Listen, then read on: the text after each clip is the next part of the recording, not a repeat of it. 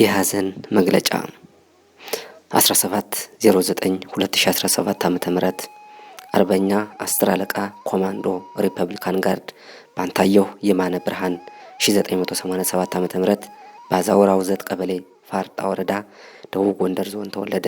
በ2011 ዓ.ም ብሔራዊ ወታደር ሆነ። ለ6 ወር ከቆየ በኋላ ዳግም ብላት የኮማንዶ ማሰልጠኛ በመግባት የኮማንዶ ስልጠናውን በሽልማት ተመርቆ ወደ ሪፐብሊካን ጋርድ ተመልምሎ ለ7 ወር ካገለገለ በኋላ አገዛዙን በመጥላት የብርጋዴር ጄኔራል አሳምነው ጽጌን ጦር ተቀብሎ የአማራ ልዩ ኃይልን ተቀላቀለ።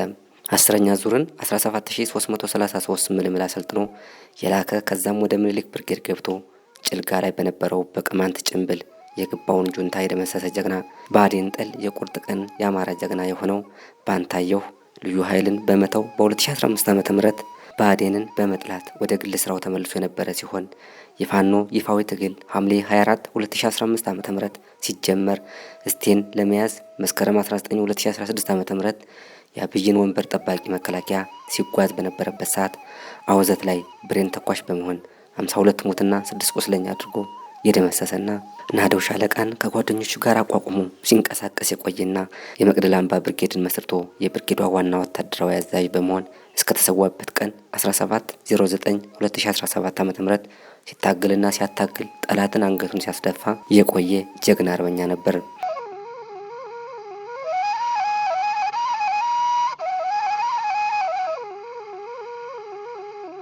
አርበኛው ጠላትን ከደብረ ታቦር፣ ጋሳይ፣ ክምር ድንጋይና ጋይንት ከጋሳይ እስቴ ስማዳና አንዳ ቤት እንዳይንቀሳቀስ ሲያሽመደምረውና ሲገርፈው የነበረ ጀግና ነው።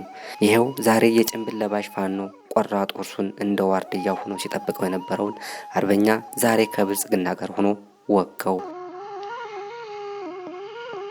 የጀግናውን ነፍስ ይማር። ራይህን እናስቀጥላለን። ሜጀር ጄኔራል ውባንታ ባተ 1ኛ ኮር ጉና ክፍለ ጦር